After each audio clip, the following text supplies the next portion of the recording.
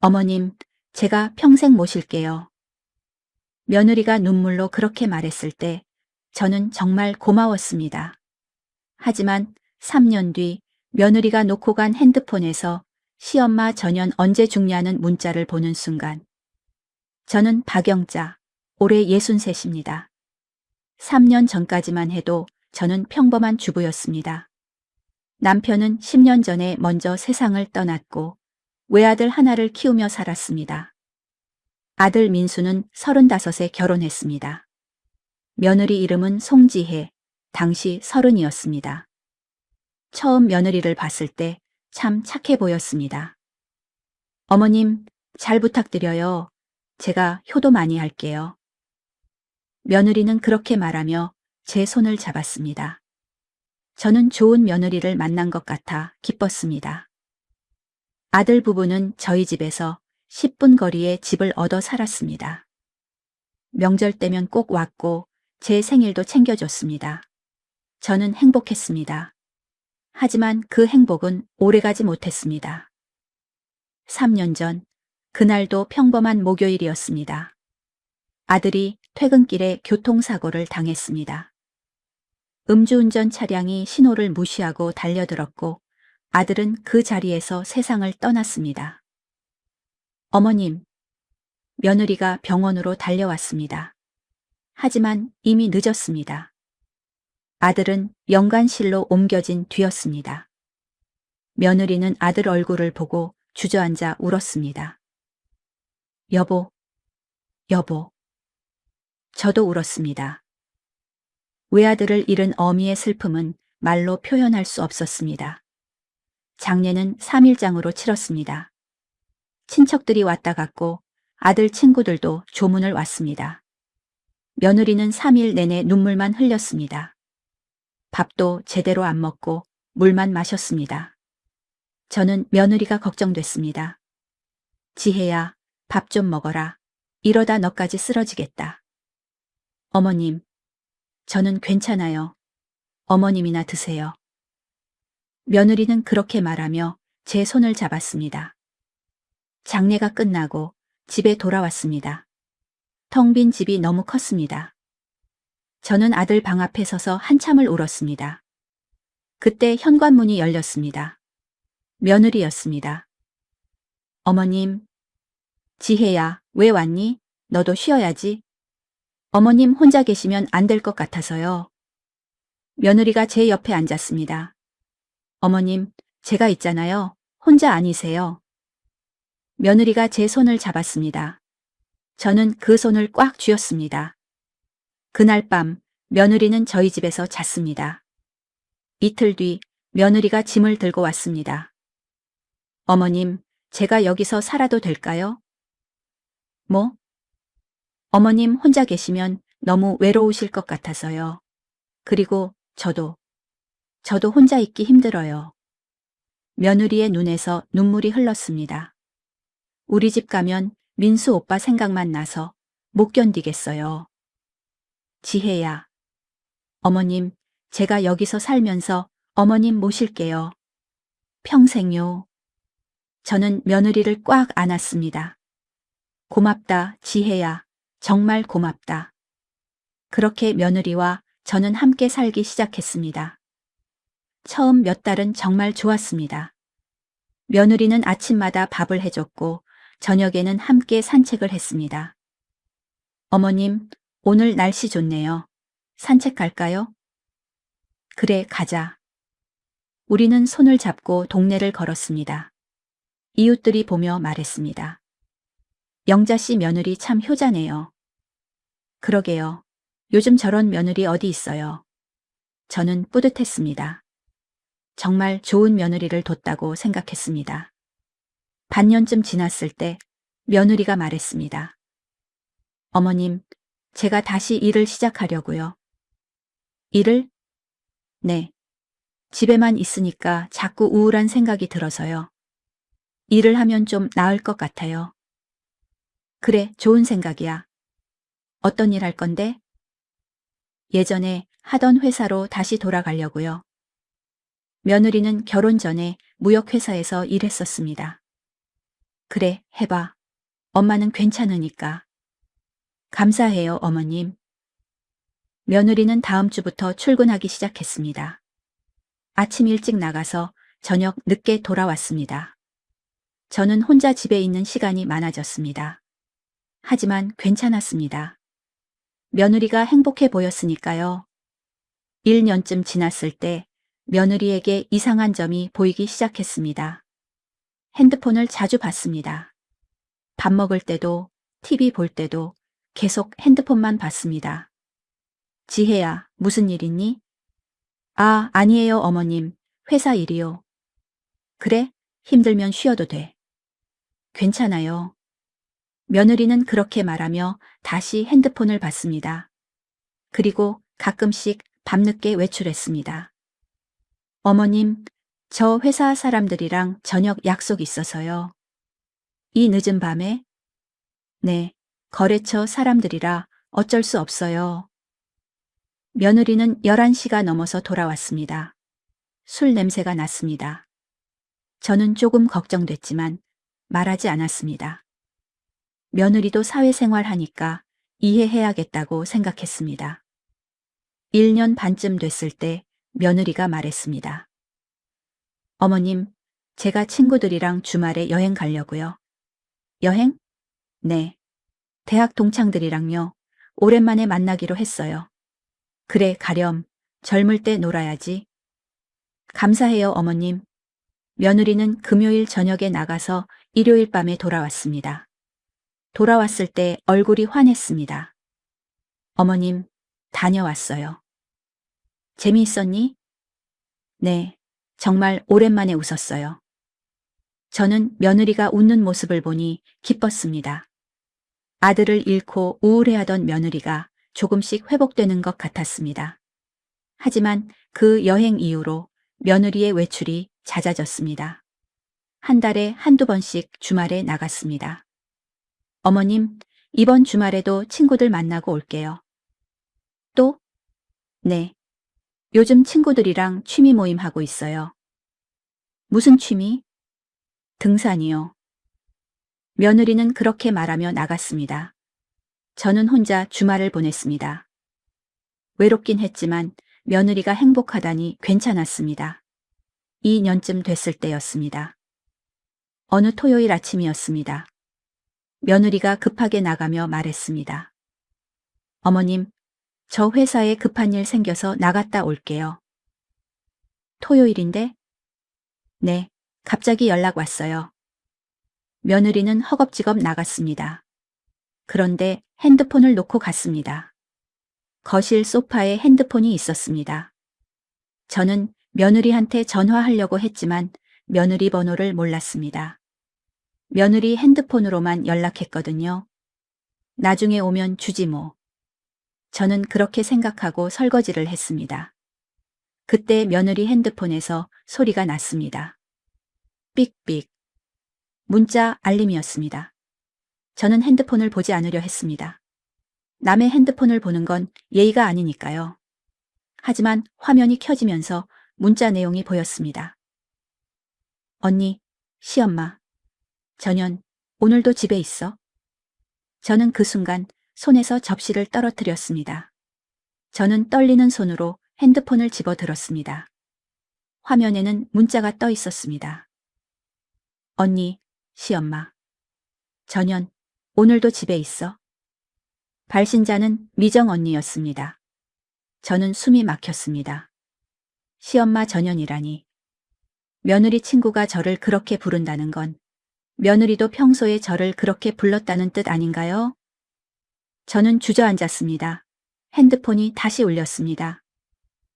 삑삑. 또 문자가 왔습니다. 언니, 오늘 오빠랑 데이트 재미있게 해. 오빠라니. 며느리한테 오빠가 있나요? 며느리는 외동딸이라고 했는데 저는 떨리는 손으로 문자함을 열었습니다. 미정 언니와 주고받은 문자들이 쭉 나왔습니다. 스크롤을 올려봤습니다. 일주일 전. 미정. 언니, 오늘도 시엄마한테 효녀 연기 열심히 했어? 지혜. 커케이 당연하지. 아침에 죽도 끓여드렸어. 미정, 헐 진짜? 대단하다. 언니 연기력 카카. 지혜. 어쩌겠어. 조금만 참으면 되잖아. 미정, 그래도 언니 진짜 대단해. 나 같으면 못 버틸 듯. 지혜, 목표가 있으니까 참는 거지. 한 달 전. 미정, 언니, 시엄마 연금 얼마나 돼? 지혜, 한 달에 100만 원 좀 넘어. 미정, 오, 짭짤하네. 그거 언니가 관리하는 거야? 지혜, 응. 내가 통장 관리한다고 했더니 바로 줬어. 컥. 미정, 순진하시네 진짜. 지혜, 그러니까 아들 죽고 나서 완전 멍청해지심. 저는 핸드폰을 보며 온몸이 떨렸습니다. 며느리가 저를 이렇게 생각하고 있었다니. 스크롤을 더 올렸습니다. 2달 전. 미정. 언니, 오빠 만난 지 벌써 1년 됐네? 지혜. 응. 시간 빠르다. 미정. 오빠 진짜 괜찮은 사람 같던데. 언제 결혼해? 지혜. 일단 시엄마 문제 정리하고. 미정. 아직도 같이 살아? 지혜. 응. 짜증나 죽겠어. 미정. 그냥 요양원 보내면 안 돼? 지혜. 그러고 싶은데 집이 문제야. 미정. 집? 지혜. 시엄마 집이 시세로 5억은 돼. 그거 받으려면 조금만 더 참아야 해. 저는 그 순간 모든 걸 깨달았습니다. 며느리가 저와 함께 산 건 저를 모시려는 게 아니었습니다. 제 집을 노린 것이었습니다. 그리고 며느리에게는 이미 다른 남자가 있었습니다. 제 아들이 죽은 지 1년 만에. 저는 핸드폰을 움켜쥐었습니다. 3년 동안 며느리를 믿었습니다. 효자 며느리라고, 착한 며느리라고 생각했습니다. 하지만 모든 게 거짓이었습니다. 저는 문자를 더 읽었습니다. 3달 전. 지혜, 언니, 나 진짜 못 참겠어. 미정, 왜? 무슨 일 있어? 지혜, 시엄마가 자꾸 민수 오빠 얘기해. 매일매일. 미정, 에휴 유유, 그건 좀 그렇다. 지혜, 나도 힘든데 나보고 같이 울자고 해. 미칠 것 같아. 미정, 조금만 참아. 집 받으면 다 끝나잖아. 지혜, 그래. 그것만 생각하고 버티는 중. 넉 달 전. 지혜, 언니, 나 오늘 오빠 새 남자친구한테 프로포즈 받았어. 미정, 헐 대박. 축하해. 지혜, 고마워. 헤이즈, 반지 진짜 예쁘다. 미정, 사진 보여줘. 지혜, 사진. 미정, 와, 대박, 카카. 근데 시엄마한테 들키면 안 되는 거 아니야? 지혜, 당연하지. 절대 모르게 해야 돼. 집 받을 때까지는. 미정, 그럼 언제 결혼할 건데? 지혜, 일단 시엄마 집부터 받고. 미정, 어떻게 받을 건데? 지혜, 내 명의로 바꾸게 하려고.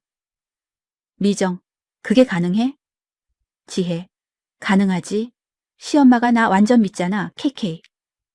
저는 핸드폰을 내려놓았습니다. 더 이상 볼 수가 없었습니다. 가슴이 너무 아팠습니다. 3년 동안 제가 본 며느리는 가면이었습니다. 진짜 며느리는 제 집을 노리는, 제 연금을 노리는 그런 사람이었습니다. 저는 소파에 앉아 한참을 멍하니 있었습니다. 어떻게 해야 할까? 며느리한테 따져야 할까? 아니면 그냥 모른 척 해야 할까? 그때 현관문이 열렸습니다. 며느리가 돌아왔습니다. 어머님, 다녀왔어요. 며느리는 환하게 웃으며 들어왔습니다. 저는 그 웃음을 보며 소름이 돋았습니다. 3년 동안 저를 속인 그 웃음. 어머님, 왜 그러세요? 어디 아프세요? 며느리가 다가왔습니다. 아, 아니다. 괜찮아. 얼굴이 안 좋으신데 병원 갈까요? 괜찮다니까. 저는 일어서서 방으로 들어갔습니다. 며느리가 뒤에서 말했습니다. 어머님, 저 핸드폰 못 봤어요? 거실에 있다. 아, 찾았다. 감사해요. 며느리가 핸드폰을 들고 자기 방으로 들어갔습니다. 저는 제 방문을 닫고 침대에 주저앉았습니다. 어떻게 해야 할까? 경찰에 신고해야 할까? 하지만 뭐라고 신고하죠? 며느리가 절 속였다고요? 그건 범죄가 아니잖아요. 저는 한참을 생각했습니다. 그리고 결심했습니다. 며느리가 저를 속였다면 저도 며느리를 속이겠습니다. 며느리가 제 집을 노린다면 저는 그 계획을 이용하겠습니다. 며느리의 진짜 얼굴을 세상에 드러내겠습니다. 다음 날 아침 저는 평소처럼 행동했습니다. 지혜야, 밥 먹어라. 네, 어머님. 며느리도 평소처럼 웃으며 밥을 먹었습니다. 저는 며느리를 보며 생각했습니다. 저 가면 뒤에 숨은 진짜 얼굴을 꼭 드러내고 말겠어. 밥을 먹고 며느리가 출근 준비를 했습니다. 어머님, 다녀올게요. 그래, 조심히 다녀와. 며느리가 나간 후 저는 바로 움직였습니다. 며느리 방으로 들어갔습니다. 평소에는 절대 들어가지 않던 곳이었습니다. 방 안을 살펴봤습니다. 책상 위에 노트북이 있었습니다. 하지만 비밀번호가 걸려 있을 겁니다. 옷장을 열어봤습니다. 옷들이 가지런히 걸려 있었습니다. 옷을 하나씩 확인하다가 코트 주머니에서 뭔가 만져졌습니다. 꺼내보니 명함이었습니다. 강민호. 무역 23. 뒷면에 송을씨로 적혀 있었습니다. 자기야 사랑해. 민호. 이 사람이 며느리의 새 남자친구인가 봅니다. 저는 명함을 사진으로 찍었습니다. 그리고 다시 주머니에 넣어뒀습니다. 서랍을 열어봤습니다. 속옷들 사이에 작은 상자가 있었습니다. 열어보니 반지가 들어 있었습니다. 다이아몬드 반지였습니다. 문자에서 봤던 그 약혼 반지인 것 같았습니다. 저는 반지도 사진으로 찍었습니다. 그리고 더 찾아봤습니다. 책상 서랍 안쪽에서 통장을 발견했습니다. 제 이름으로 된 통장이었습니다. 제 연금 통장이었습니다. 며느리가 관리한다고 해서 맡긴 통장이었습니다. 통장을 펼쳐봤습니다.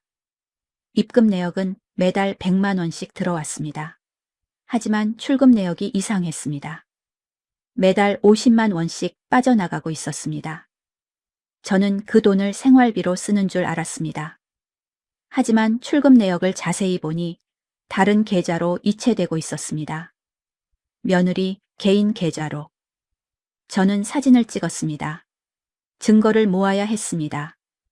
며느리의 범죄를 증명할 증거를. 그때 현관문 소리가 들렸습니다. 저는 깜짝 놀라 통장을 서랍에 넣고 방을 나왔습니다. 며느리가 들어오고 있었습니다. 어머님? 지혜야. 왜 벌써 왔니? 아, 회사에 서류 놓고 와서요. 며느리가 자기 방으로 갔습니다. 저는 가슴이 쿵쾅거렸습니다. 며느리가 방에 들어가 잠시 있다가 나왔습니다. 어머님, 다시 다녀올게요. 그래. 며느리가 나갔습니다. 저는 안도의 한숨을 쉬었습니다. 들키지 않았습니다. 그날 오후 저는 동네 복지관을 찾아갔습니다. 복지관에는 무료 법률 상담이 있었습니다. 상담사 선생님을 만났습니다. 어르신, 무슨 일로 오셨어요? 며느리가 제 돈을 빼돌리고 있는 것 같아요. 네? 자세히 말씀해 주세요. 저는 며느리가 제 통장을 관리하면서 몰래 자기 계좌로 돈을 빼돌린 이야기를 했습니다. 상담사 선생님이 고개를 끄덕였습니다. 그건 횡령죄에 해당할 수 있습니다. 횡령이요? 네. 어르신 동의 없이 어르신 돈을 빼돌렸다면 범죄예요. 그럼 어떻게 해야 하나요? 일단 증거를 모아야 합니다. 통장 거래 내역, 문자 메시지 같은 거요? 문자는 며느리 핸드폰에 있어요. 그럼 사진으로 찍어두세요. 나중에 필요할 수 있어요. 알겠습니다. 그리고 어르신, 혹시 며느리가 집을 자기 명의로 바꾸자고 한 적 있나요? 아직은 없어요. 만약 그런 얘기를 하면 절대 도장 찍지 마세요. 일단 저희한테 연락 주시고요. 네, 알겠습니다. 상담을 마치고 복지관을 나왔습니다. 저는 이제 무엇을 해야 할지 알았습니다. 증거를 모으고 때를 기다리는 겁니다. 며느리가 먼저 움직일 때까지. 이틀 후 며느리가 말했습니다. 어머님, 제가 할 말이 있어요. 뭔데? 며느리가 조심스럽게 말했습니다. 어머님, 혹시 집을 제 명의로 좀 바꿔주실 수 있을까요? 드디어 왔습니다. 저는 놀란 척했습니다. 집을 내 명의로? 왜? 아, 그게 세금 절약할 수 있거든요. 증여세가 지금이 제일 적대요. 며느리는 그럴듯하게 설명했습니다. 그리고 어머님, 나중에 어머님이 그러실 때를 대비해서요. 미리 정리해두면 좋잖아요. 그렇구나. 네. 어머님 생각해서 드리는 말씀이에요. 거짓말. 며느리는 자기 생각만 하고 있었습니다. 하지만 저는 모르는 척했습니다. 그래, 알았다. 네가 알아서 해라. 정말요? 감사해요, 어머님. 며느리가 환하게 웃었습니다. 그 웃음이 이제는 너무 가짜로 보였습니다. 그럼 제가 서류 준비할게요. 도장만 찍어주시면 돼요. 그래. 며느리는 기뻐하며 자기 방으로 들어갔습니다. 저는 복지관 상담사 선생님한테 전화했습니다. 선생님, 며느리가 집을 자기 명의로 바꾸자고 해요. 절대 도장 찍지 마세요. 내일 저희 사무실로 오세요. 제가 도와드릴게요. 감사합니다. 전화를 끊고 저는 생각했습니다. 이제 진짜 싸움이 시작되는 겁니다. 며느리의 가면을 벗기는 싸움이. 다음 날 아침 저는 복지관으로 갔습니다. 상담사 선생님이 변호사 한 분을 소개해 주셨습니다. 어르신, 이분이 김정민 변호사님이세요. 노인 인권 전문이십니다. 안녕하세요, 박영자 어르신. 변호사님은 40대 초반의 여자분이었습니다. 앉으세요. 자세한 얘기 들어볼게요. 저는 며느리가 제 돈을 빼돌린 이야기, 다른 남자와 사귀는 이야기, 그리고 집을 빼앗으려는 이야기를 모두 했습니다. 변호사님이 심각한 표정으로 고개를 끄덕였습니다. 어르신, 이건 단순한 가족 문제가 아니에요. 범죄예요. 범죄요? 네. 횡령죄, 사기죄, 그리고 노인학대죄까지 해당될 수 있어요. 노인학대요? 네. 어르신을 정서적으로 학대하고 재산을 착취한 거니까요. 변호사님이 노트북을 꺼냈습니다. 일단 증거를 정리해야 합니다. 어르신이 찍으신 사진들 보여주세요. 저는 핸드폰에서 며느리 문자 사진, 통장 사진, 약혼 반지 사진을 보여드렸습니다. 좋아요. 이 정도면 충분합니다. 그럼 이제 어떻게 해야 하나요? 일단 며느리가 진명의 이전 서류를 가져오면 절대 진짜 도장은 찍지 마세요. 그럼 뭘 찍어요? 가짜 도장을 준비하세요. 가짜요? 네. 비슷하게 생긴 도장을 하나 만드세요. 그걸로 찍으면 나중에 서류가 무효가 돼요. 아, 그리고 며느리가 그 서류를 법원에 제출하면 그때 저희가 움직일 거예요. 변호사님이 명함을 주셨습니다. 며느리가 이상하게 굴면 바로 연락 주세요. 제가 바로 달려갈게요. 감사합니다, 변호사님. 어르신, 힘드시겠지만 조금만 더 참으세요. 며느리가 더 큰 실수를 할 때까지요. 네, 알겠습니다. 복지관을 나오면서 저는 도장 가게로 갔습니다. 사장님, 도장 하나 만들어 주세요. 어떤 도장으로 드릴까요? 박영자라고 제 이름이요. 근데 제가 가지고 있는 진짜 도장이랑 비슷하게 만들어 주세요. 네, 알겠습니다. 이틀 후 가짜 도장을 받았습니다. 진짜 도장과 거의 똑같았습니다. 하지만 자세히 보면 글씨 획이 조금 달랐습니다. 저는 가짜 도장을 서랍 앞쪽에 넣어뒀습니다. 진짜 도장은 깊숙한 곳에 숨겼습니다. 사흘 후 며느리가 서류를 들고 왔습니다. 어머님, 명예 이전 서류 준비됐어요. 그래? 며느리가 서류를 펼쳤습니다. 여기 보세요. 이렇게 하면 증여세가 반으로 줄어요. 며느리는 자세히 설명했습니다. 하지만 저는 다 거짓말이라는 걸 알고 있었습니다. 그래, 알겠다. 그럼 여기 도장 찍어주시면 돼요. 며느리가 도장을 찾으려고 서랍을 열었습니다. 앞쪽에 있던 가짜 도장을 꺼냈습니다. 이거죠? 응, 그거. 며느리는 의심 없이 서류에 도장을 찍었습니다. 자, 끝났어요. 내일 법원에 제출할게요. 그래, 알아서 해라. 며느리가 서류를 들고 기뻐하며 나갔습니다. 저는 며느리가 나간 후 김정민 변호사님한테 전화했습니다. 변호사님, 며느리가 가짜 도장으로 서류에 날인했어요.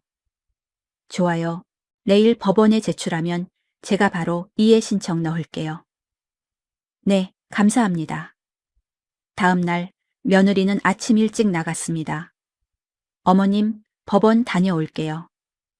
그래. 며느리가 나간 후 저는 김 변호사님한테 전화했습니다. 변호사님, 며느리가 지금 법원 갔어요. 알겠습니다. 제가 지금 바로 움직일게요. 2시간 후 며느리한테서 전화가 왔습니다. 어머님, 큰일 났어요. 왜? 무슨 일이니? 서류에 문제가 있대요. 도장이 진짜가 아니래요. 뭐? 어머님, 도장 잘못 찍으셨어요. 며느리의 목소리가 다급했습니다. 그래? 미안하다. 내가 실수했나 보다.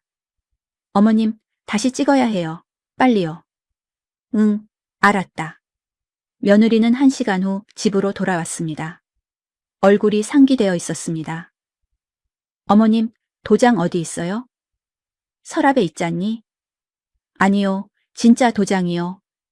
며느리가 초조하게 서랍을 뒤지기 시작했습니다. 하지만 진짜 도장은 찾을 수 없었습니다.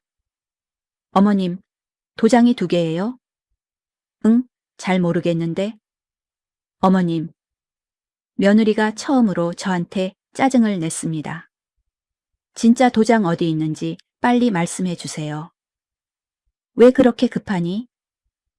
아니, 그냥 빨리 처리하고 싶어서요. 며느리가 억지로 웃으려 했지만 눈빛은 차가웠습니다. 내가 찾아볼게. 저는 천천히 서랍을 뒤지는 척했습니다. 어? 여기 있네. 저는 가짜 도장을 또 꺼냈습니다. 이거 아니에요. 이건 아까 찍은 거라고요. 며느리가 소리를 질렀습니다. 그 순간 며느리의 가면이 벗겨지기 시작했습니다. 지혜야, 왜 그렇게 화를 내니? 죄송해요, 여모님. 제가 너무 급했네요. 며느리가 다시 미소를 지으려 했지만 얼굴이 일그러져 있었습니다. 천천히 찾아보자. 어디 있을까? 저는 일부러 느리게 움직였습니다. 며느리는 초조하게 저를 지켜봤습니다. 그때 제 핸드폰이 울렸습니다. 김정민 변호사님이었습니다.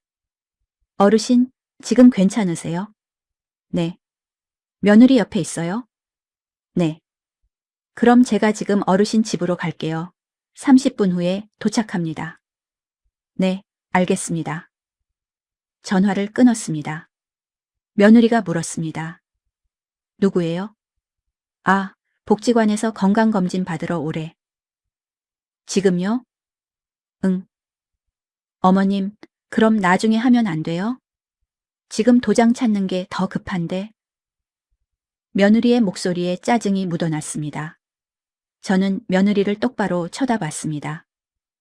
지혜야, 너 나한테 뭔가 숨기는 거 있니? 네? 무슨 말씀이세요? 왜 이렇게 급하니? 진명의 이전이 그렇게 급한 일이야? 아니요. 그냥 빨리 처리하고 싶어서요. 며느리가 눈을 피했습니다. 그때 초인종이 울렸습니다. 김정민 변호사님이었습니다. 며느리가 문을 열었습니다. 누구세요? 안녕하세요. 저는 김정민 변호사입니다. 박영자 어르신 계시죠? 며느리의 얼굴이 하얗게 질렸습니다. 변호사요? 네. 어르신이 저를 부르셨습니다. 변호사님이 안으로 들어왔습니다. 며느리가 저를 보며 물었습니다. 어머님, 이게 무슨 일이에요? 지혜야, 앉아라. 할 얘기가 있다. 저는 소파에 앉았습니다. 변호사님도 앉으셨습니다. 며느리는 서서 우리를 번갈아 봤습니다.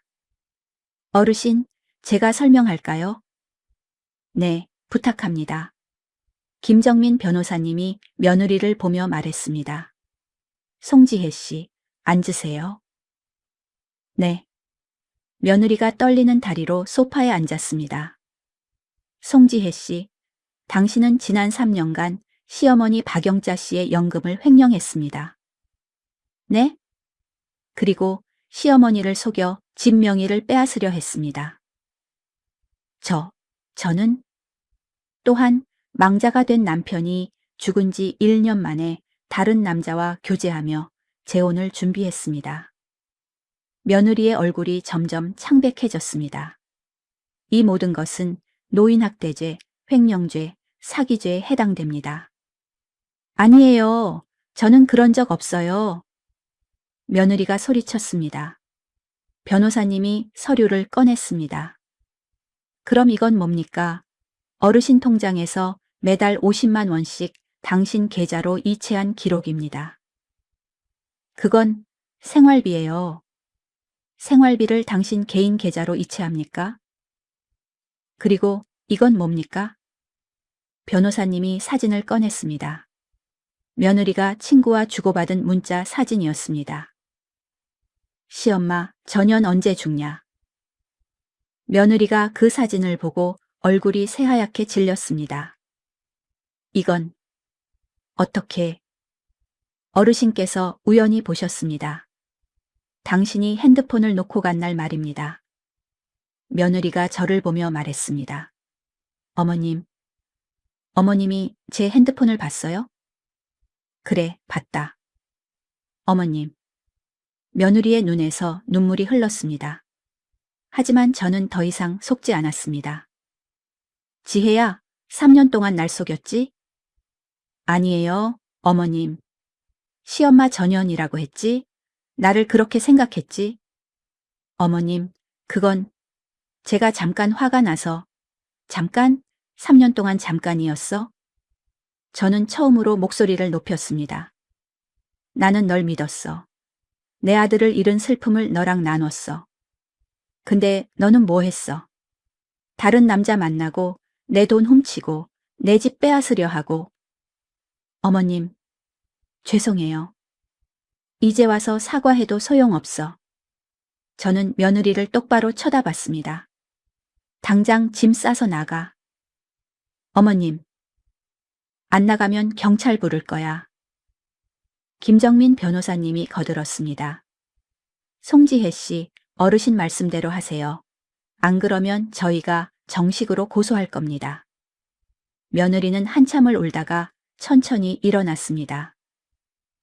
알겠어요. 며느리가 자기 방으로 들어가 짐을 쌌습니다. 1시간 후 며느리는 캐리어를 끌고 나왔습니다. 현관 앞에서 며느리가 마지막으로 말했습니다. 어머님, 정말 미안해요. 제가 잘못했어요. 나가. 어머님, 빨리 나가. 며느리는 문을 열고 나갔습니다. 문이 닫히는 소리가 들렸습니다. 저는 그 자리에 주저앉았습니다. 3년이 이렇게 끝났습니다. 며느리가 나간 지 일주일이 지났습니다. 저는 혼자 조용히 지냈습니다. 김정민 변호사님이 가끔 전화해서 안부를 물었습니다. 어르신, 괜찮으세요? 네, 괜찮습니다. 혹시 며느리한테 연락 온 거 없어요? 없어요. 그럼 다행이네요. 조금만 더 조심하세요. 네, 알겠습니다. 하지만 평화는 오래가지 않았습니다. 이틀 후 집 앞에 낯선 남자가 나타났습니다. 초인종을 눌렀습니다. 누구세요? 안녕하세요. 저는 강민호라고 합니다. 지혜 약혼자예요. 며느리의 새 남자친구였습니다. 저는 문을 열지 않았습니다. 무슨 일이세요? 어머님, 잠깐 문 좀 열어주세요. 할 말이 있어서요. 할 말 없어요. 돌아가세요. 어머님, 제발요. 5분만 시간 주세요. 남자의 목소리가 간절했습니다. 저는 잠시 망설이다가 문을 열었습니다. 강민호는 40대 초반으로 보였습니다. 정장을 입고 있었고 손에는 과일 바구니를 들고 있었습니다. 어머님, 처음 뵙겠습니다. 들어오세요. 남자가 거실로 들어왔습니다. 소파에 앉으며 과일 바구니를 내려놓았습니다. 어머님, 지혜한테 들었습니다. 많이 힘드셨죠? 제가 사과드리러 왔어요. 사과요? 네. 지혜가 어머님한테 잘못한 건 저도 알고 있어요. 강민호가 고개를 숙였습니다. 하지만 어머님, 지혜도 나름대로 이유가 있었어요. 무슨 이유요?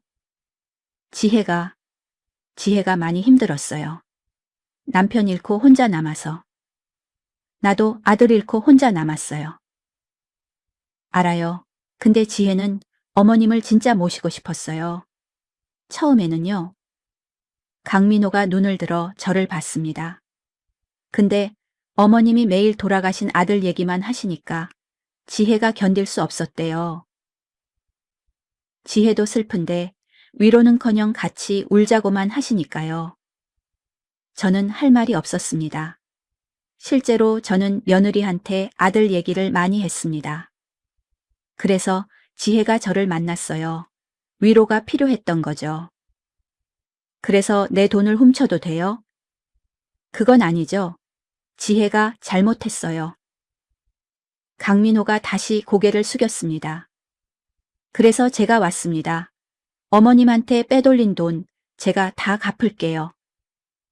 뭐라고요? 지혜가 빼돌린 돈이 얼마예요? 2천만 원쯤 되나요? 제가 2천만 원 드릴게요. 대신 지혜를 용서해 주세요. 저는 어이가 없었습니다. 돈으로 해결하려고요?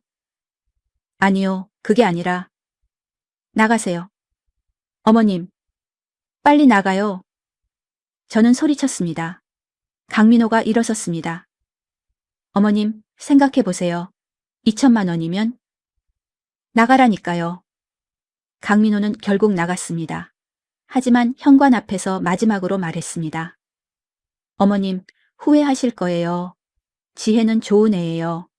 어머님이 너무 이기적이셨던 거예요. 문이 닫혔습니다. 저는 소파에 주저앉았습니다. 제가 이기적이었다고요? 아들을 잃은 엄마가 슬픔을 표현하는 게 이기적인가요? 이틀 후, 이번에는 며느리 엄마가 찾아왔습니다. 어머님, 저 지혜 엄마예요. 들어오세요. 며느리 엄마는 60대 초반으로 보였습니다. 거실에 앉자마자 무릎을 꿇었습니다. 어머님, 우리 지혜 용서해 주세요. 일어나세요. 아니에요. 제가 잘못 키웠어요. 다 제 잘못이에요. 며느리 엄마가 울기 시작했습니다. 어머님, 우리 지혜가 지금 완전히 망가졌어요. 집에서 방에만 박혀 있어요. 밥도 안 먹고 물만 마시고 이러다 죽을 것 같아요. 그건 지혜가 자기가 한 일에 대한 대가예요. 알아요. 우리 지혜가 잘못했어요. 근데 어머님, 제발 고소는 하지 말아주세요. 며느리 엄마가 절을 했습니다.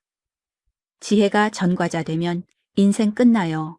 제발 한 번만 봐주세요. 어머님도 자식 키워보셨잖아요. 자식이 잘못하면 부모가 대신 사과하는 거 아니에요? 며느리 엄마는 계속 울었습니다. 저는 한숨을 쉬었습니다. 사모님, 일어나세요. 어머님, 일어나요. 얘기 좀 합시다. 며느리 엄마가 일어나 소파에 앉았습니다. 사모님, 지혜가 뭐라고 하던가요? 어머님이 너무 힘들게 했대요. 내가? 네.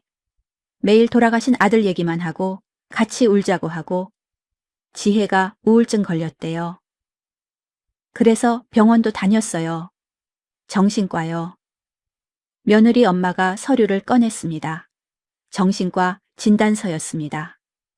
우울증, 불안장애라고 적혀 있었습니다. 지혜가 많이 아팠어요. 근데 어머님한테 말 못했대요. 어머님이 더 슬퍼하실까봐. 저는 진단서를 보며 마음이 복잡해졌습니다.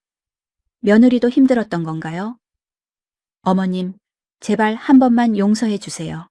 돈은 제가 다 갚을게요. 그러니까 고소만은. 그때 제 핸드폰이 울렸습니다. 김정민 변호사님이었습니다. 어르신, 지금 괜찮으세요?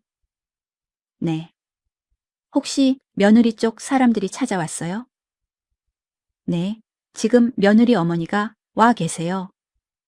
어르신, 절대 회유당하지 마세요. 저희가 모은 증거가 너무 명확해요. 네. 며느리는 단순히 실수한 게 아니에요. 계획적으로 어르신을 이용한 거예요. 알겠습니다. 전화를 끊었습니다. 며느리 엄마가 저를 보고 있었습니다. 사모님, 돌아가세요. 어머님, 지혜가 한 일은 용서할 수 없어요. 우울증이 있었다는 게 변명이 될 수 없어요. 어머님, 제발. 제가 아들을 잃은 슬픔을 표현한 게 잘못인가요? 저는 며느리 엄마를 똑바로 쳐다봤습니다. 지혜는 제 슬픔을 이해하지 못했어요. 오히려 제 돈을 훔치고 제 집을 빼앗으려 했어요. 어머님, 그리고 제 아들이 죽은 지 1년 만에 다른 남자를 만났어요. 이게 우울증 때문인가요? 며느리 엄마는 할 말을 잃었습니다. 사모님, 돌아가세요. 더 이상 할 말 없어요. 며느리 엄마는 결국 일어났습니다. 현관 앞에서 마지막으로 말했습니다. 어머님, 후회하실 거예요. 세상에 완벽한 사람은 없어요. 어머님도 잘못이 있었어요. 문이 닫혔습니다. 저는 그 자리에 서서 한참을 생각했습니다. 제가 잘못한 게 있나요? 아들을 잃은 슬픔을 며느리와 나눈 게 잘못인가요? 그날 밤 저는 잠을 이룰 수 없었습니다. 며느리 엄마의 말이 계속 머릿속을 맴돌았습니다. 어머님도 잘못이 있었어요. 정말 그런가요? 저는 일어나서 아들 방으로 갔습니다. 아들 방은 3년 전 그대로였습니다. 책상, 침대, 옷장. 저는 아들 책상에 앉았습니다. 서랍을 열어봤습니다. 아들이 쓰던 다이어리가 있었습니다. 펼쳐봤습니다. 아들의 송글씨가 보였습니다. 5년 전. 오늘 지혜를 처음 만났다. 소개팅이었는데 첫눈에 반했다. 이 사람이랑 결혼하고 싶다. 4년 전. 지혜한테 프러포즈 했다. 그녀가 울면서 좋다고 했다. 세상에서 제일 행복하다. 3년 전. 엄마가 요즘 많이 외로워하신다. 지혜랑 자주 찾아뵈어야겠다. 3년 전, 사고 일주일 전. 지혜가 요즘 피곤해 보인다. 엄마 모시느라 힘든가 보다. 미안하다, 지혜야. 내가 더 잘할게. 저는 다이어리를 읽으며 눈물이 났습니다. 아들은 며느리를 정말 사랑했습니다. 그리고 며느리도 처음에는 아들을 사랑했을 겁니다. 그런데 언제부터 잘못된 걸까요? 저는 다이어리를 덮었습니다. 그리고 생각했습니다. 며느리가 변한 건 혹시 제 잘못도 있는 건 아닐까요? 다음 날 아침 저는 김정민 변호사님한테 전화했습니다. 변호사님, 저 질문 하나만 할게요. 네, 어르신. 제가 며느리한테 잘못한 게 있을까요? 무슨 말씀이세요? 며느리 엄마가 그러던데 제가 며느리를 힘들게 했대요. 매일 아들 얘기만 하고 같이 울자고 하고 전화기 너머로 잠시 침묵이 흘렀습니다. 어르신은 잘못이 없어요. 하지만 아들을 잃은 엄마가 슬픔을 표현하는 건 당연한 거예요. 며느리가 그걸 이해했어야죠. 근데 며느리도 힘들었을 거 아니에요. 힘들었다고 해서 어르신 돈을 훔쳐도 되나요? 집을 빼앗아도 되나요? 어르신, 회유당하지 마세요. 며느리 쪽에서 지금 어르신 마음을 흔들려고 하는 거예요. 네. 며느리가 정말 뉘우친다면 먼저 어르신한테 와서 무릎 꿇고 사과해야 해요. 다른 사람 시켜서 변명하는 게 아니라요. 변호사님 말이 맞았습니다. 며느리는 한 번도 직접 사과하러 오지 않았습니다. 알겠습니다, 변호사님. 어르신, 힘내세요. 우리가 이길 거예요. 전화를 끊었습니다. 하지만 마음은 여전히 무거웠습니다. 이틀 후 또 초인종이 울렸습니다. 이번에는 누구일까요? 문을 열어보니 며느리였습니다. 3년 만에 보는 며느리는 많이 야위어 있었습니다. 어머님, 왜 왔니? 어머님, 죄송해요. 정말 죄송해요. 며느리가 무릎을 꿇었습니다. 현관 앞에서 차가운 바닥에. 제가 잘못했어요. 다 제 잘못이에요. 며느리가 울기 시작했습니다. 하지만 저는 더 이상 속지 않을 겁니다. 이것도 연기일지 모르니까요. 며느리는 현관 바닥에 무릎을 꿇은 채 계속 울었습니다. 어머님, 제발 용서해 주세요. 저는 며느리를 내려다봤습니다. 3년 전 이 며느리가 처음 우리 집에 왔을 때가 생각났습니다. 어머님, 잘 부탁드려요. 그때도 이렇게 울었었죠. 지혜야, 일어나. 어머님, 일어나서 안으로 들어와. 며느리가 천천히 일어났습니다. 거실로 들어와 소파 끝에 조심스럽게 앉았습니다. 저는 며느리 맞은편에 앉았습니다. 지혜야, 왜 왔니? 어머님한테 사과하러 왔어요. 사과? 네. 제가 정말 잘못했어요. 며느리가 고개를 숙였습니다. 어머님 돈 훔친 것도, 집 빼앗으려 한 것도 다 제 잘못이에요. 변명하지 않을게요. 제가 나쁜 년이었어요. 며느리의 목소리가 떨렸습니다. 저는 며느리를 가만히 지켜봤습니다. 3년 동안 완벽한 연기를 했던 사람입니다. 지금도 연기하고 있는 건 아닐까요? 지혜야, 진심이니? 네, 어머님, 진심이에요.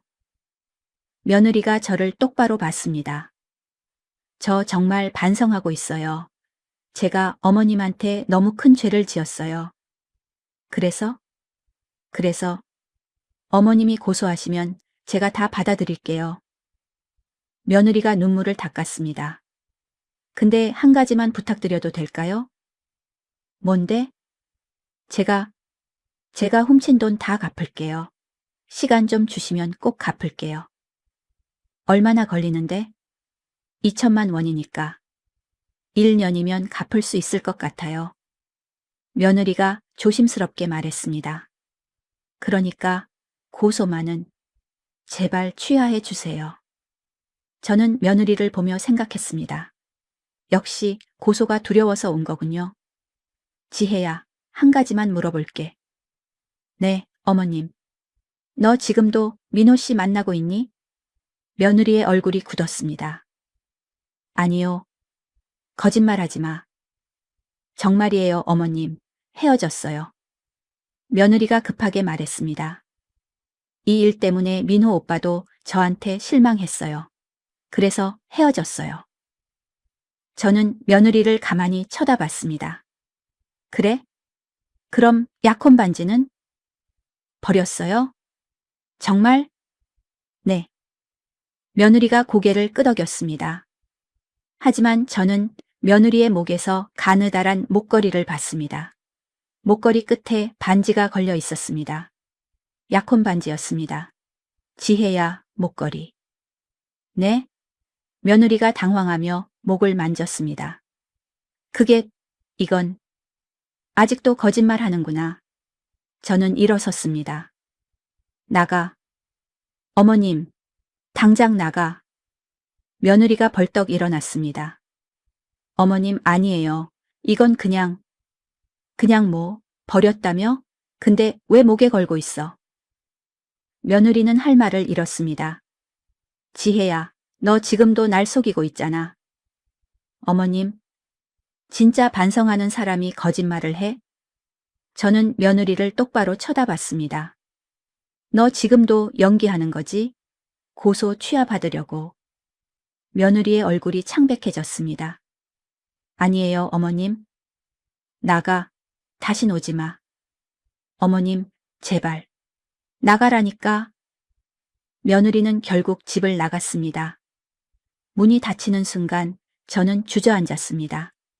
가슴이 아팠습니다. 며느리를 믿고 싶었습니다. 하지만 또 속을 수는 없었습니다. 그날 밤 제 핸드폰이 울렸습니다. 모르는 번호였습니다. 여보세요? 박영자 어르신 맞으시죠? 낯선 남자 목소리였습니다. 네, 그런데 누구세요? 저는 일보 기자 한승우라고 합니다. 기자요? 네. 어르신 사연에 대해 기사를 쓰고 싶어서 연락드렸습니다. 무슨 기사요?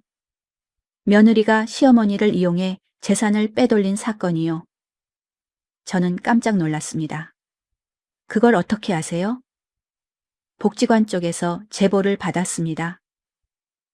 어르신, 인터뷰 좀 해주실 수 있을까요? 요즘 노인 재산 착취 문제가 심각한데 어르신 사례를 알리면 많은 분들께 도움이 될 것 같습니다. 저는 인터뷰는 좀 얼굴도 안 나오고 이름도 가명으로 처리하겠습니다. 사연만 소개하는 거예요. 기자가 간곡하게 부탁했습니다. 어르신, 이런 일이 다시 일어나지 않으려면 세상에 알려야 합니다. 저는 잠시 고민했습니다. 그리고 대답했습니다. 알겠습니다. 인터뷰하겠습니다. 이틀 후 신문에 기사가 났습니다. 아들 잃은 시어머니, 며느리는 재산만 노렸다. 기사에는 제 사연이 자세히 나왔습니다. 며느리가 3년간 돈을 빼돌린 일, 집을 빼앗으려 한 일, 다른 남자와 사귄 일, 모든 게 세상에 드러났습니다. 기사는 인터넷에서 빠르게 퍼졌습니다. 댓글이 수백 개 달렸습니다. 며느리, 진짜 나쁜 년이네. 이런 사람은 감옥 보내야 함. 노인 재산 놀이는 사람들 처벌 강화해야. 시어머니 너무 불쌍하다. 그날 오후 며느리한테서 전화가 왔습니다. 어머님, 며느리의 목소리가 떨렸습니다. 어머님, 이게 무슨 짓이세요? 무슨 짓? 신문 기사요. 어머님이 기자한테 인터뷰하셨죠? 그래, 했어. 어머님, 어떻게 이러실 수 있어요? 며느리가 울부짖었습니다. 저 이제 회사도 못 다녀요. 사람들이 다 알아요. 그게 내 잘못이야? 어머님, 너 혼자 조용히 살고 싶었으면 진짜로 반성했어야지. 거짓말하지 말았어야지. 저는 차갑게 말했습니다. 지혜야, 넌 끝까지 날 속이려 했어. 그러니까 이제 세상이 너를 심판하는 거야. 어머님, 제발. 다신 전화하지 마. 저는 전화를 끊었습니다. 사흘 후 며느리 엄마가 또 찾아왔습니다. 이번에는 혼자가 아니었습니다. 강민호도 함께 왔습니다. 어머님, 며느리 엄마가 현관에서 소리쳤습니다. 어머님, 문 열어주세요. 저는 문을 열지 않았습니다. 어머님, 우리 지혜가 지금 죽으려고 해요. 뭐라고요? 수면제 먹고 응급실에 실려갔어요. 제발 고소 취하해 주세요. 며느리 엄마가 울부짖었습니다. 저는 문을 열었습니다. 며느리 엄마와 강민호가 들어왔습니다. 어머님, 제발요. 강민호가 무릎을 꿇었습니다. 지혜가 정말 죽을 것 같아요. 제가 2천만 원 드릴게요. 3천만 원 드릴게요. 그러니까 제발 고소만 취하해 주세요. 그리고 신문사도 연락해서 기사 내려달라고 해주세요. 강민호가 절을 했습니다. 제발요, 어머님. 저는 두 사람을 내려다 봤습니다. 그리고 생각했습니다. 며느리가 정말 죽으려고 했을까요? 아니면 이것도 연기일까요? 사모님, 제가 며느리 엄마를 불렀습니다. 지혜 정말 응급실에 있어요? 네, 지금 병원이에요. 그럼 지금 당장 가봅시다. 네? 지혜 직접 보고 싶어요. 저는 재킷을 입었습니다. 같이 갑시다. 병원 응급실에 도착했습니다. 며느리는 침대에 누워 링거를 맞고 있었습니다. 눈을 감고 있었습니다. 저는 침대 옆으로 다가갔습니다. 지혜야. 며느리가 천천히 눈을 떴습니다. 저를 보더니 눈물을 흘렸습니다.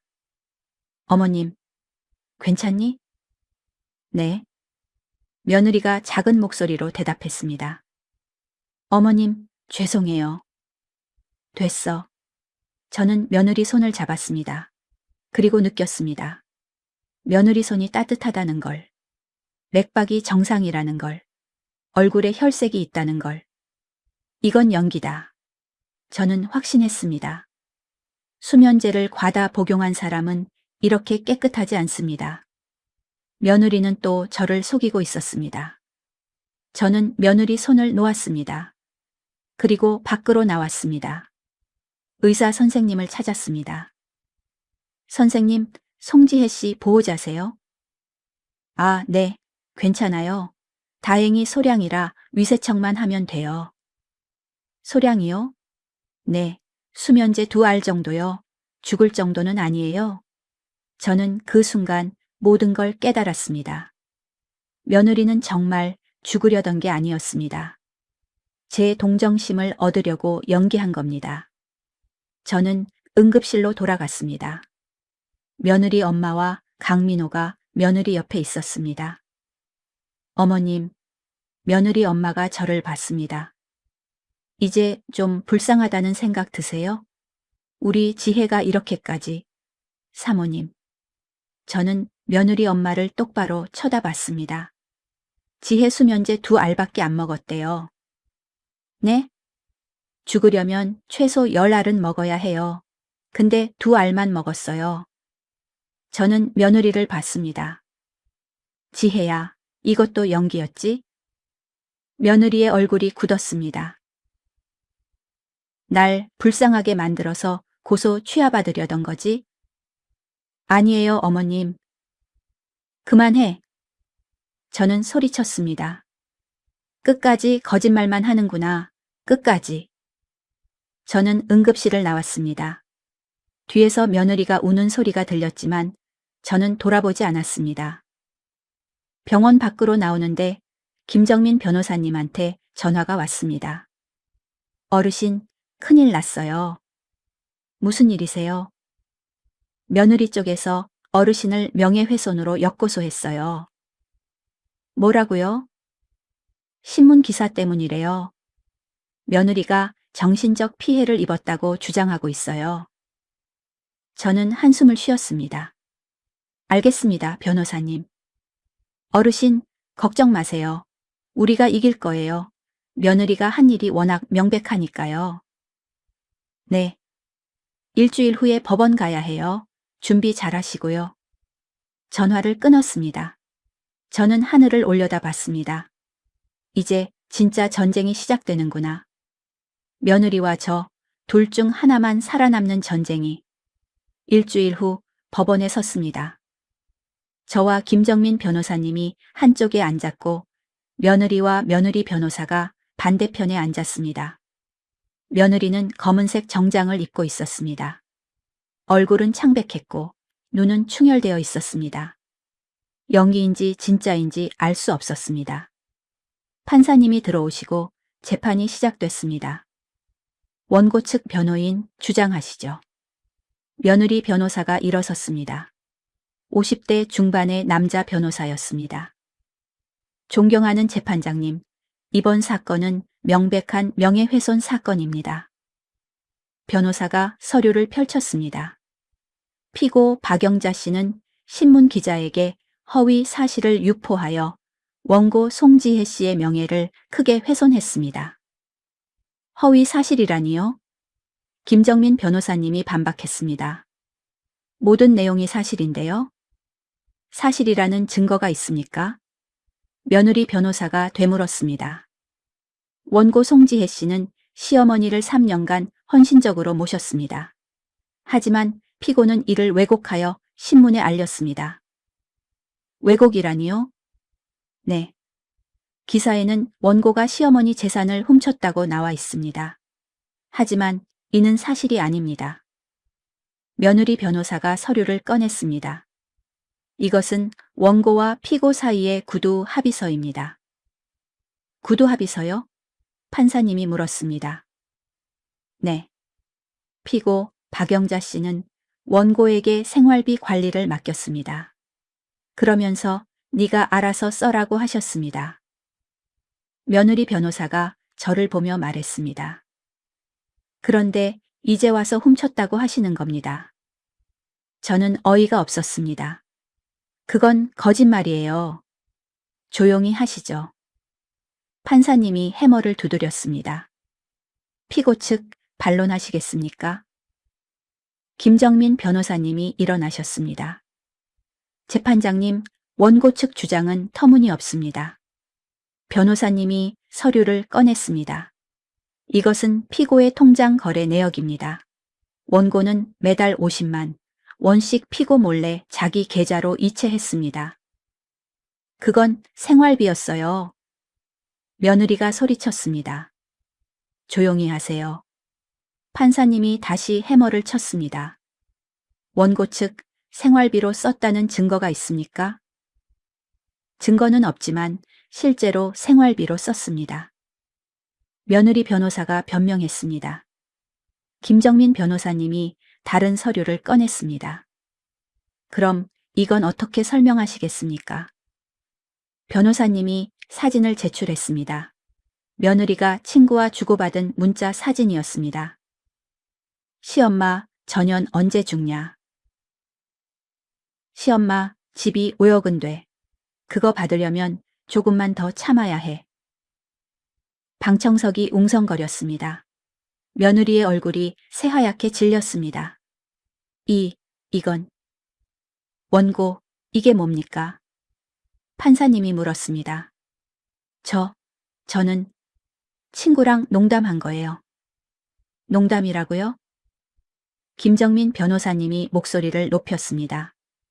시어머니를 전현이라고 부르는 게 농담입니까? 며느리는 할 말을 잃었습니다. 판사님이 서류를 보시며 말했습니다. 원고 측, 이 문자에 대해 해명하시죠. 며느리 변호사가 당황한 표정으로 말했습니다. 재판장님, 문자 내용이 다소 과격하긴 하지만 이는 원고가 당시 극심한 스트레스를 받고 있었기 때문입니다. 스트레스요? 네.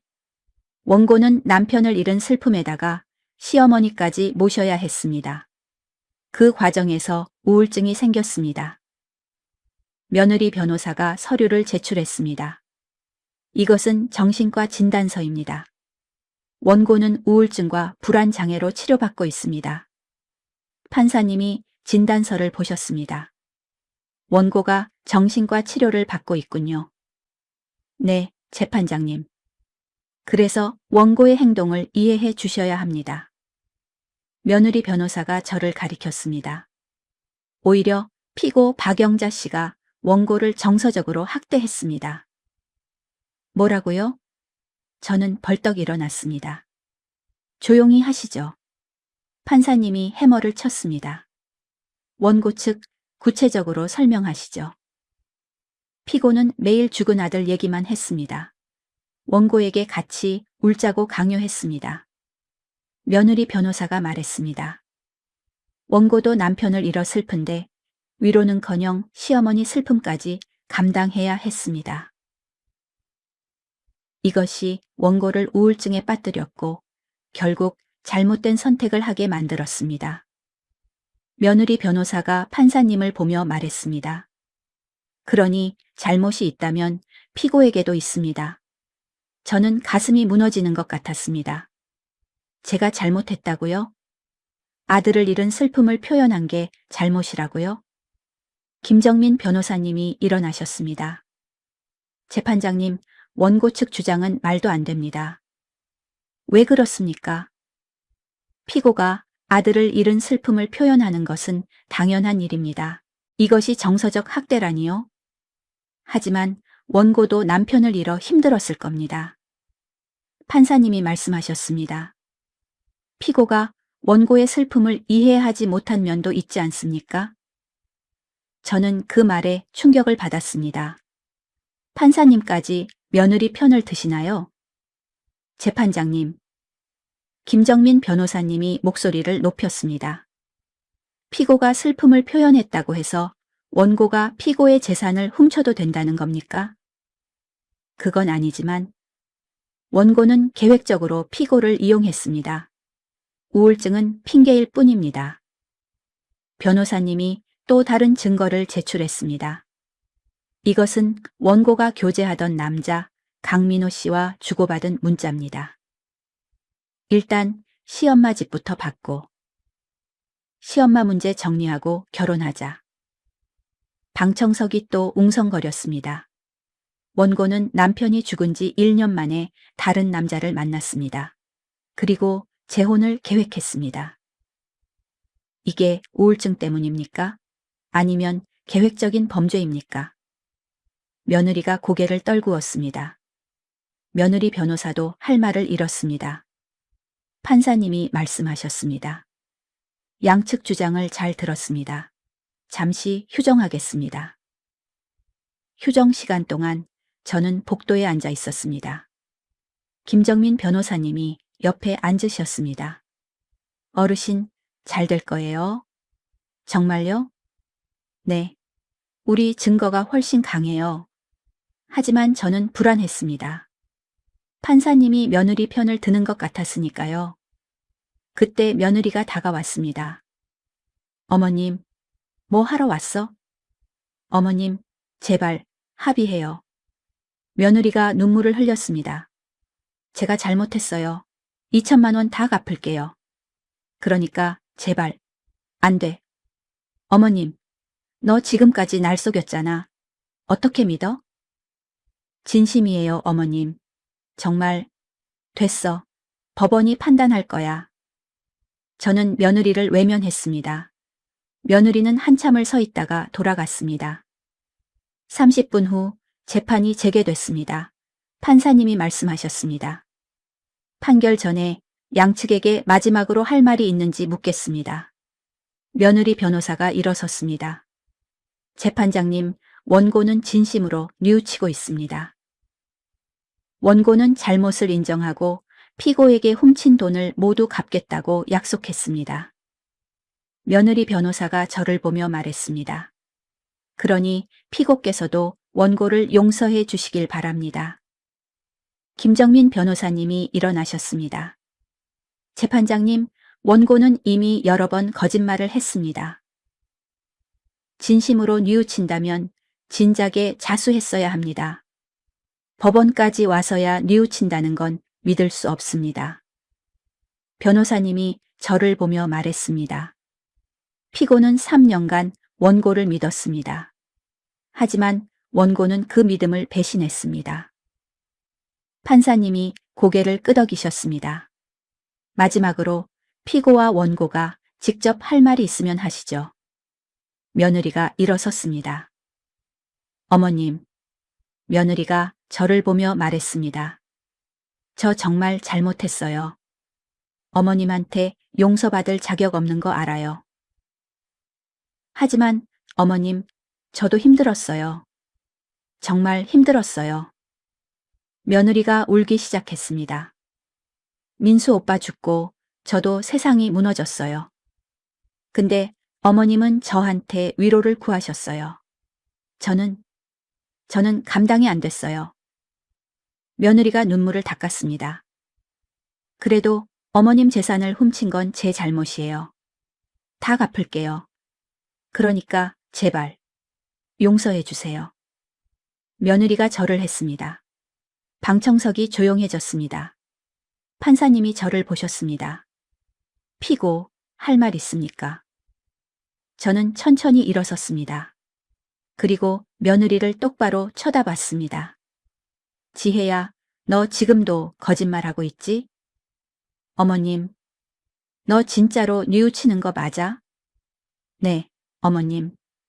그럼 왜 아직도 약혼 반지를 목에 걸고 있어? 며느리의 얼굴이 굳었습니다. 너 아직도 민호 씨 만나고 있잖아. 나한테 헤어졌다고 거짓말했지? 며느리는 대답하지 못했습니다. 저는 판사님을 보며 말했습니다. 재판장님, 며느리는 끝까지 거짓말만 합니다. 저는 용서할 수 없습니다. 법이 정의를 실현해 주시길 바랍니다. 저는 다시 앉았습니다. 며느리는 그 자리에 서서 울기만 했습니다. 판사님이 말씀하셨습니다. 양측 진술을 모두 들었습니다. 일주일 후 판결을 내리겠습니다. 판사님이 해머를 내리쳤습니다. 패정.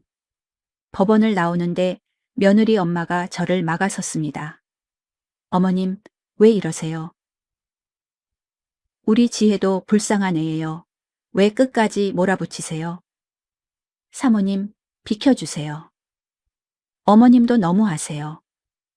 며느리 엄마가 소리쳤습니다. 아들 잃은 슬픔을 지혜한테 다 쏟아내고 이제 와서 피해자인 척 하시면 어떡해요? 어머님도 잘못이 있어요. 인정하세요. 저는 며느리 엄마를 똑바로 쳐다봤습니다. 사모님, 제가 아들 잃은 슬픔을 표현한 게 잘못인가요?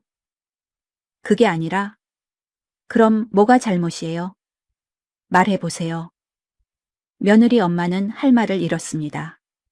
저는 며느리 엄마를 지나쳐 걸어갔습니다. 집에 돌아와서 저는 소파에 주저앉았습니다. 재판이 어떻게 될까요? 이길 수 있을까요? 아니면 제가 잘못했다고 판결이 날까요? 저는 불안했습니다. 일주일이 너무 길게 느껴졌습니다. 그 일주일 동안 저는 거의 잠을 못 잤습니다.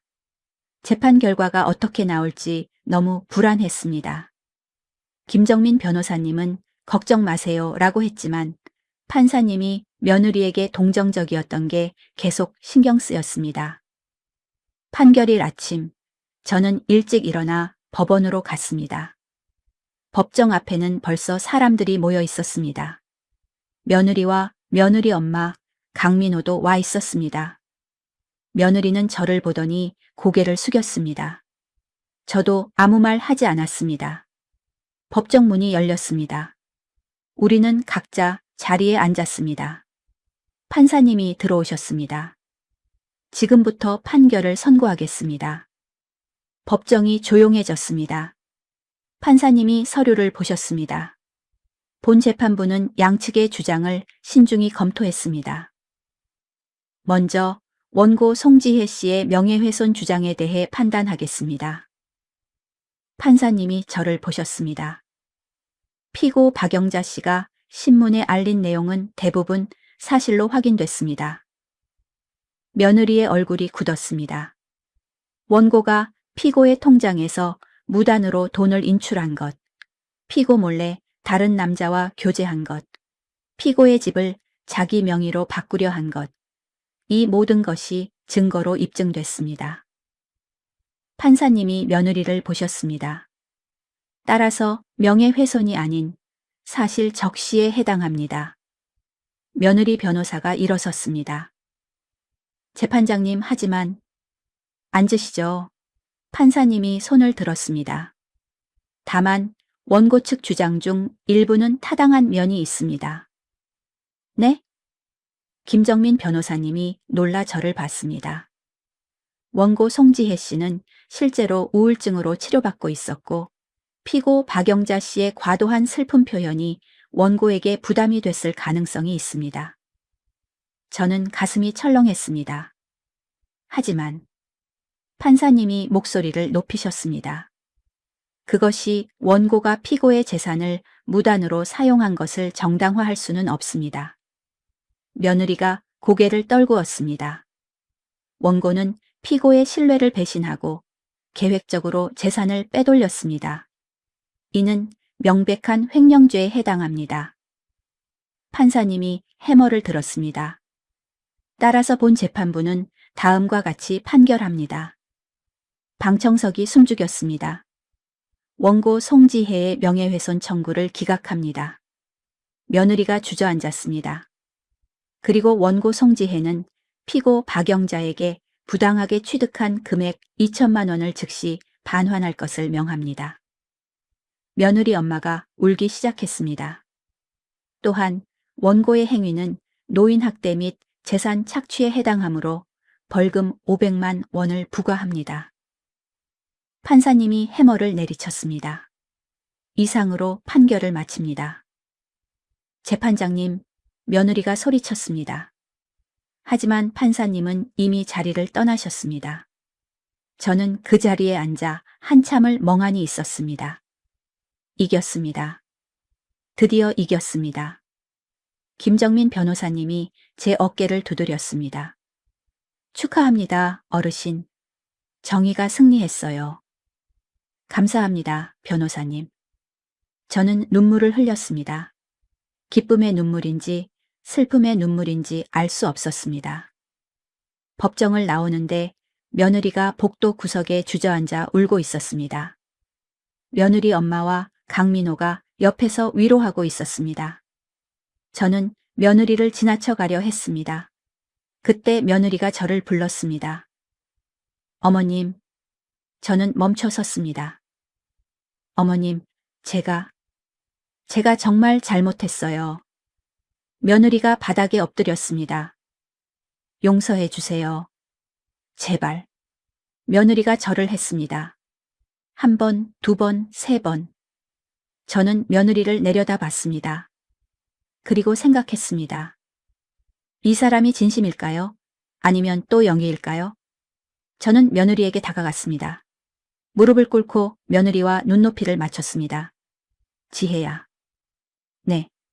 너 지금 진심이야? 네, 어머님. 진심이에요. 그럼 약속해. 네? 저는 며느리 손을 잡았습니다. 2천만 원 1년 안에 다 갚아? 네. 그리고 다신 내 앞에 나타나지 마. 며느리가 눈물을 흘렸습니다. 알겠어요? 민호 씨랑 결혼해. 그리고 잘 살아. 어머님, 그게 너한테 주는 내 마지막 선물이야. 저는 며느리 손을 놓고 일어섰습니다. 며느리가 뒤에서 울부짖었습니다. 어머님, 정말 죄송해요. 정말. 저는 돌아보지 않았습니다. 법원을 나와 택시를 탔습니다. 택시 기사님이 물었습니다. 어디 가세요? 묘지요. 추모공원. 저는 아들 산소에 가고 싶었습니다. 산소 앞에 도착했습니다. 저는 무릎을 꿇고 앉았습니다. 민수야. 아들 이름을 부르니 눈물이 났습니다. 엄마가 이겼다. 바람이 불어왔습니다. 너희 엄마가 나쁜 사람이 아니라는 걸 법원이 인정해줬어. 저는 아들 산소를 쓰다듬었습니다. 근데 민수야, 엄마 마음이 시원하지가 않네. 눈물이 멈추지 않았습니다. 지혜도 힘들었나 봐. 엄마가 너무 지혜한테 기댔나 봐. 저는 아들에게 솔직하게 말했습니다. 엄마가 잘못한 것도 있는 것 같아. 너 잃고 너무 슬퍼서 지혜 마음은 생각 못했어. 바람이 더 세게 불었습니다. 근데 민수야, 그래도 엄마 잘못이 더 크냐? 지혜가 엄마 돈 훔치고 엄마 집 빼앗으려 한 게 정당화되냐? 아무도 대답하지 않았습니다. 엄마는 모르겠다. 누가 옳은지. 저는 한참을 울었습니다. 울다가 가방에서 뭔가를 꺼냈습니다. 며느리가 3년 전 처음 우리 집에 왔을 때 찍은 사진이었습니다. 사진 속 며느리는 환하게 웃고 있었습니다. 그 미소가 진짜였을까요? 아니면 그때부터 가짜였을까요? 저는 사진을 아들 산소 앞에 놓았습니다. 민수야, 지혜 잘 좀 봐줘. 네가 사랑했던 사람이잖아. 바람이 사진을 날려갔습니다. 저는 날아가는 사진을 보며 생각했습니다. 이제 정말 끝났구나. 며느리와의 3년이. 집으로 돌아오는 길에 저는 동네 슈퍼에 들렀습니다. 사장님, 소주 한 병 주세요. 영자 씨, 무슨 일 있어요? 술은 왜? 오늘 좋은 일 있어서요. 저는 소주를 사서 집에 왔습니다. 텅 빈 거실에 앉아 소주잔을 따랐습니다. 건배. 혼자 건배하고 소주를 마셨습니다. 쓰디쓴 맛이 목구멍을 타고 내려갔습니다. 저는 두 번째 잔을 따랐습니다. 지혜야, 너도 힘들었겠지. 혼자 중얼거렸습니다. 근데 그래도 그렇지. 엄마 돈을 훔치면 안 되는 거야. 세 번째 잔을 마셨습니다. 엄마도 미안해. 너한테 너무 기댔어. 네 번째 잔. 그래도 엄마는 널 미워하지 않아. 너도 피해자니까. 다섯 번째 잔. 저는 취했습니다. 소파에 누워 천장을 바라봤습니다. 천장이 빙글빙글 돌았습니다. 나는 잘한 걸까? 잘못한 걸까? 그 생각을 하다가 저는 잠들었습니다. 다음 날 아침 누군가 문을 두드렸습니다. 누구세요? 택배요. 문을 열었더니 택배 기사님이 상자를 들고 계셨습니다. 박영자님 맞으시죠? 네. 여기 사인해 주세요. 저는 사인하고 상자를 받았습니다. 보내는 사람은 송지혜였습니다. 저는 상자를 열었습니다. 안에는 현금 뭉치가 들어 있었습니다. 그리고 편지 한 장. 어머님께 2천만 원 중 500만 원입니다. 나머지는 매달 100만 원씩 갚겠습니다. 제가 3년간 훔친 돈 한 푼도 빠짐없이 갚겠습니다. 어머님, 정말 죄송합니다. 저는 어머님 말씀대로 민호 오빠와 결혼해서 잘 살겠습니다. 그리고 다신 어머님 앞에 나타나지 않겠습니다. 어머님, 건강하세요. 지혜. 저는 편지를 읽으며 눈물이 났습니다. 며느리가 정말 돈을 갚기 시작했습니다. 진심으로 뉘우치는 걸까요? 아니면 그냥 법원 판결 때문일까요? 저는 알 수 없었습니다. 하지만 한 가지는 확실했습니다. 이제 정말 끝났다는 것. 며느리와 저의 인연이. 저는 현금을 세어봤습니다. 정확히 500만 원이었습니다. 저는 돈을 통장에 넣으러 은행에 갔습니다. 은행 창구 직원이 물었습니다. 어르신, 어디서 이렇게 큰 돈이 생기셨어요? 며느리한테 받았어요. 아, 효자 며느리시네요. 저는 쓸쓸하게 웃었습니다. 그런가요? 그날 저녁, 저는 또 아들 산소에 갔습니다. 민수야, 지혜가 돈 갚기 시작했어. 바람이 불었습니다. 진심인 것 같아. 근데 엄마는 마음이 복잡해. 저는 산소 앞에 앉았습니다. 엄마가 너무 매정했나? 지혜 좀 더 이해했어야 했나? 하늘에서 별이 빛났습니다. 아니면 엄마가 잘한 걸까? 그때 휴대폰이 울렸습니다. 김정민 변호사님이었습니다. 어르신, 안녕하세요. 네, 변호사님. 어르신, 혹시 며느리한테서 연락 왔어요? 돈을 보내왔어요. 500만 원. 아, 정말요? 다행이네요.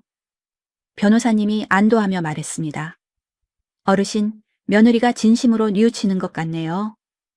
그런가요? 네. 돈을 갚는다는 건 책임을 지겠다는 거니까요. 어르신, 이제 마음 편히 사세요. 다 끝났어요. 네, 감사합니다, 변호사님. 전화를 끊었습니다. 저는 하늘을 올려다 봤습니다. 다 끝났다고 하는데 왜 마음이 무거울까요?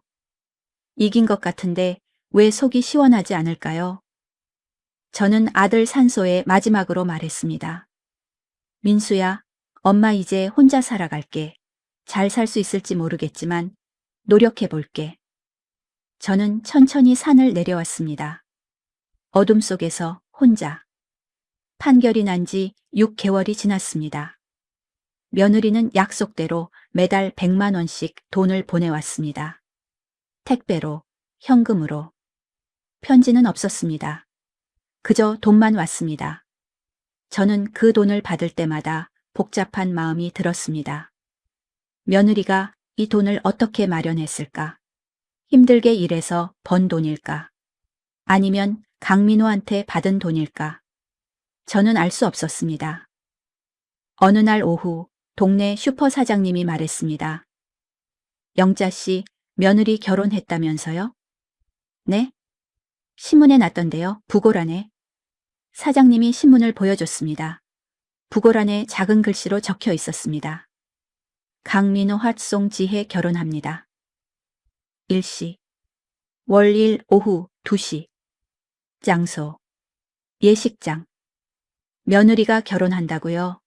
저는 신문을 보며 한참을 멍하니 있었습니다. 영자 씨, 가실 거예요? 아니요. 그래도 며느리 결혼식인데 안 갈 거예요. 저는 신문을 접어 사장님께 돌려줬습니다. 며느리와 저는 끝났습니다. 굳이 결혼식까지 갈 필요는 없었습니다. 결혼식 날이 왔습니다. 저는 집에서 TV를 보고 있었습니다. 시계를 봤습니다. 오후 2시. 지금쯤 며느리가 웨딩드레스를 입고 있겠죠. 강민호가 며느리 손을 잡고 있겠죠. 축하한다, 신랑 신부. 저는 혼자 중얼거렸습니다. 그때 초인종이 울렸습니다. 누구지? 문을 열었더니 택배 기사님이었습니다. 박영자님 맞으시죠? 네. 여기 사인해 주세요. 상자를 받았습니다. 보내는 사람은 송지혜였습니다. 또 돈을 보낸 건가? 상자를 열었습니다. 하지만 이번에는 돈이 아니었습니다. 웨딩 사진이었습니다. 며느리와 강민호가 함께 찍은 웨딩 사진. 그리고 편지 한 장. 어머님께. 오늘 결혼했습니다. 어머님을 모시지 못해 죄송합니다. 하지만 어머님께 이 사진만이라도 보내고 싶었습니다. 어머님, 저 이제 정말 새 출발합니다. 민호 오빠와 잘 살겠습니다. 그리고 매달 100만 원 꼭 갚겠습니다. 어머님도 건강하세요. 늘 감사하고 죄송합니다. 지혜. 저는 편지를 읽으며 눈물이 났습니다. 며느리가 웨딩 사진을 보냈다는 건 아직 저를 생각한다는 뜻 아닐까요? 저는 웨딩 사진을 자세히 봤습니다. 며느리는 환하게 웃고 있었습니다. 행복해 보였습니다. 강민호도 며느리를 다정하게 바라보고 있었습니다. 잘됐다. 저는 진심으로 생각했습니다. 지혜야, 행복해라. 저는 웨딩 사진을 액자에 넣었습니다. 그리고 거실 선반에 놓았습니다. 아들 사진 옆에. 며느리 결혼식이 있던 다음 날, 저는 복지관에 갔습니다. 어르신, 오랜만이세요. 상담사 선생님이 반갑게 맞아주셨습니다. 여기 왜 오셨어요? 자원봉사하고 싶어서요. 자원봉사요? 네.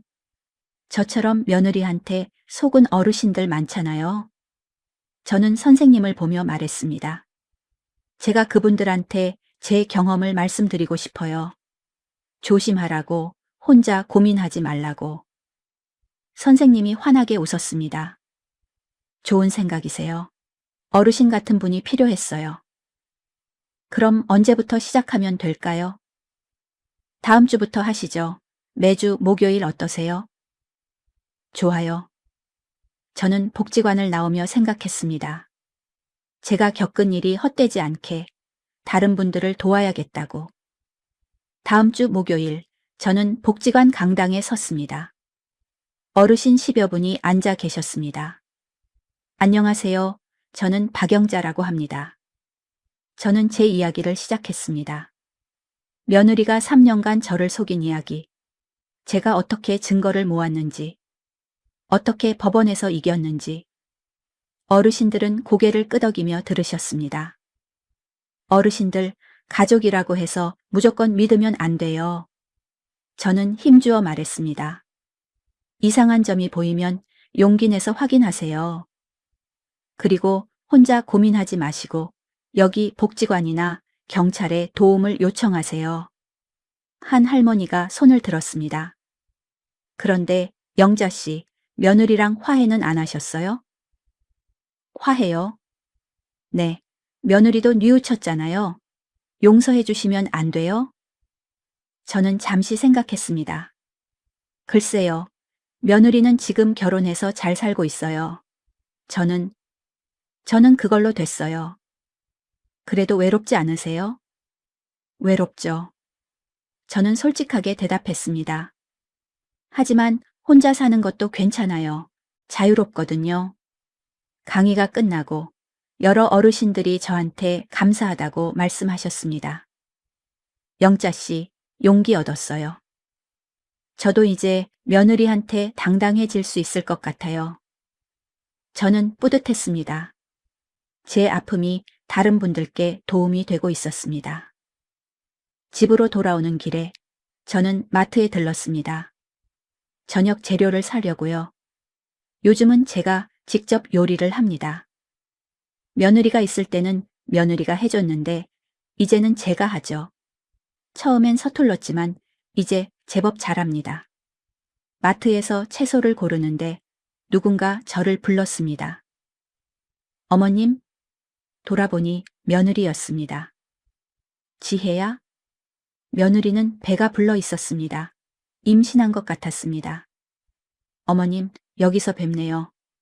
며느리가 조심스럽게 다가왔습니다. 응, 너 임신했구나. 네, 3개월 됐어요. 며느리가 배를 쓰다듬었습니다. 축하한다. 감사합니다, 어머님. 침묵이 흘렀습니다. 며느리가 먼저 입을 열었습니다. 어머님, 웨딩 사진 받으셨어요? 응, 받았어. 예쁘더라. 감사해요. 보내드리고 싶었어요. 어머님, 저 매달 100만 원씩 꼬박꼬박 보내고 있죠? 그래, 잘 받고 있어. 앞으로도 계속 보낼게요. 끝까지요. 며느리가 제 손을 잡으려 했습니다. 하지만 저는 손을 빼었습니다. 지혜야, 우린 이제 남이야. 어머님, 돈만 갚으면 돼. 다른 건 필요 없어. 며느리의 눈에서 눈물이 흘렀습니다. 어머님, 저 정말 죄송해요. 알아. 근데 그걸로 끝이야. 저는 며느리를 지나쳐 걸었습니다. 며느리가 뒤에서 울었지만 저는 돌아보지 않았습니다. 집에 돌아와서 저녁을 먹었습니다. 혼자 먹는 저녁은 쓸쓸했습니다. 하지만 이제 익숙해졌습니다. 저녁을 먹고 설거지를 하고 TV를 봤습니다. 평범한 저녁이었습니다. 밤 10시쯤 잠자리에 들렸는데 문자가 왔습니다. 며느리였습니다. 어머님, 오늘 뵈어서 반가웠어요. 어머님 건강하세요. 지혜. 저는 문자를 읽고 한참을 망설였습니다. 답장을 해야 할까 말아야 할까. 결국 저는 답장하지 않았습니다. 대신 며느리 번호를 차단했습니다. 이제 정말 끝입니다. 그날 밤 저는 아들 꿈을 꿨습니다. 아들이 어렸을 때 초등학교 운동회에서 달리기 하는 꿈이었습니다. 엄마, 나 1등 했어. 아들이 환하게 웃으며 달려왔습니다. 저는 아들을 안아줬습니다. 우리 민수 최고야. 엄마, 사랑해. 엄마도 사랑해. 꿈속에서 저는 행복했습니다. 아들과 함께 있으니까요. 1년이 지났습니다. 며느리는 약속대로 매달 100만 원씩 총 2천만 원을 다 갚았습니다. 마지막 100만 원과 함께 편지가 왔습니다. 어머님께. 이것으로 2천만 원을 모두 갚았습니다. 1년 넘게 걸렸지만 약속을 지켰습니다. 어머님, 정말 죄송했고 감사했습니다. 저는 지난달에 딸을 낳았습니다. 이름은 민서라고 지었습니다. 민수 오빠의 민자를 땄습니다. 민수 오빠를 잊지 않겠다는 의미입니다. 어머님도 건강하시고 행복하세요. 지혜. 저는 편지를 읽으며 눈물이 났습니다. 며느리가 아들 이름을 딸 이름에 넣었다니. 며느리도 아들을 기억하고 있었구나. 저는 편지를 접어 서랍에 넣었습니다. 그리고 생각했습니다. 이제 정말 끝났다고. 에필로그. 그로부터 2년이 더 지났습니다. 저는 복지관에서 자원봉사를 계속했습니다. 노인재산 착취를 당한 어르신들을 상담하고 도왔습니다. 제 경험이 많은 분들께 도움이 됐습니다. 어느 날 복지관에서 강의를 마치고 나오는데 한 여자분이 다가왔습니다.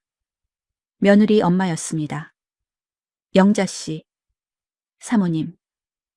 오랜만이에요. 며느리 엄마는 많이 늙어 보였습니다. 네. 영자 씨, 커피 한 잔 할 수 있을까요?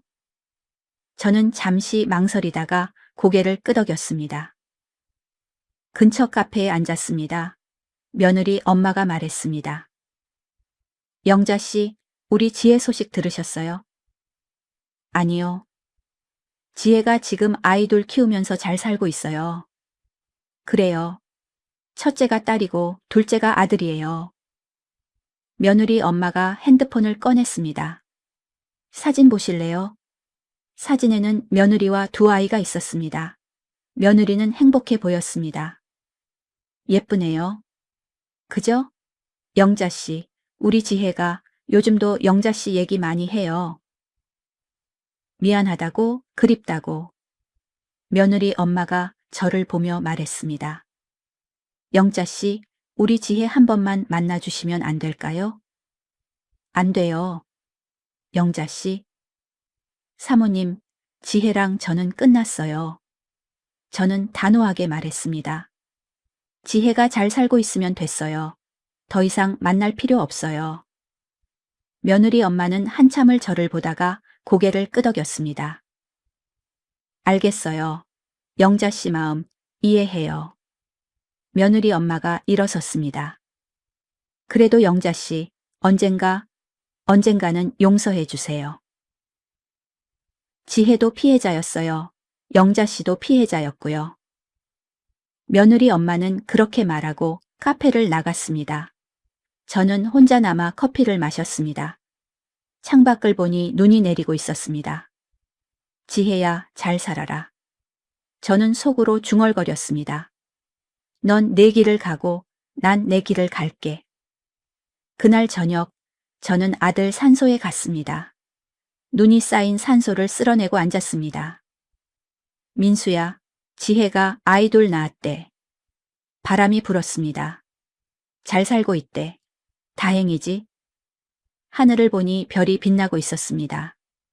민수야, 엄마도 이제 괜찮아. 저는 미소 지었습니다. 혼자 살지만 외롭지 않아. 복지관에서 봉사도 하고 사람들도 만나고 별이 더 밝게 빛났습니다. 엄마 이제 행복해, 진짜로. 저는 아들 산소에 저를 올렸습니다. 그리고 천천히 산을 내려왔습니다. 눈 내리는 밤 저는 혼자 걸었습니다. 하지만 외롭지 않았습니다. 제 안에 아들이 있었으니까요. 제 안에 3년의 기억이 있었으니까요. 좋았던 기억도 나빴던 기억도 그 모든 것이 저를 만들었습니다. 지금의 저를, 강한 저를, 혼자서도 살아갈 수 있는 저를. 저는 집으로 돌아왔습니다. 따뜻한 불을 켜고 차를 한 잔 끓였습니다. 창밖에 눈을 바라보며 차를 마셨습니다. 평화로운 저녁이었습니다. 혼자지만 괜찮은 저녁이었습니다. 며느리는 며느리대로 잘 살고 저는 저대로 잘 살면 되는 거니까요. 그것으로 충분했습니다.